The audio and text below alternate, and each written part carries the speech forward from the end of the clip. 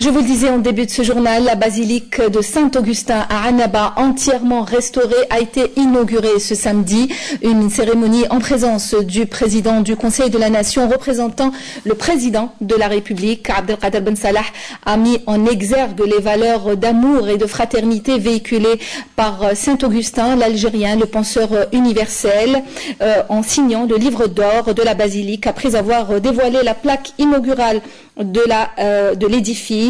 La cérémonie qui s'est déroulée en présence de nombreux hauts responsables algériens, des hommes d'église et des ambassadeurs de plusieurs pays.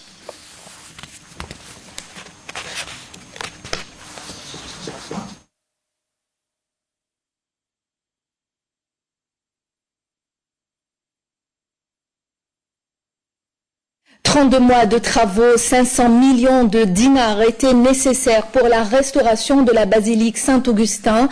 Ce repère phare de Annaba, qui retrouve ainsi son éclat, est une étape importante dans les circuits touristiques de la ville. Jawida Boumrar.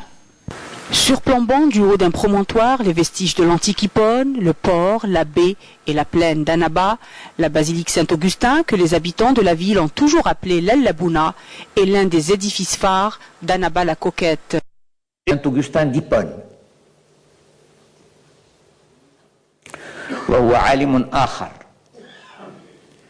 عالم جزائري ممن اتسم عمق تفكيره بالطابع الإنساني وعمل للبشرية جمعاء وعبر عن طموحات زمنه التي كان ينشدها مجتمع مستضعف. Mémoire de la cité d'Augustin l'Algérien qui fut évêque d'Hippone de 395 jusqu'à sa mort en 430, la basilique est le symbole des liens entre les religions.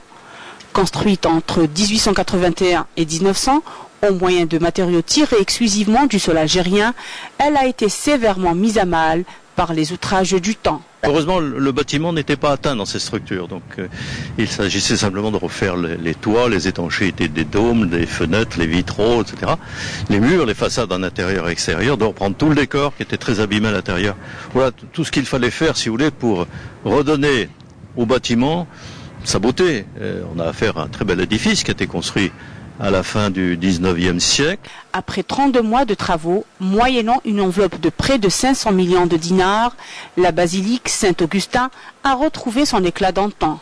Nous arrivons au terme d'une magnifique restauration avec un architecte qui a fait un travail formidable comme il l'avait fait à Notre-Dame d'Afrique. Mais nous avons été très aidés, d'abord par le Wali d'Annaba, qui nous a toujours soutenus dès le départ, qui a ouvert des contributions importantes de la wilaya, l'APC d'Annaba aussi qui a une très forte contribution.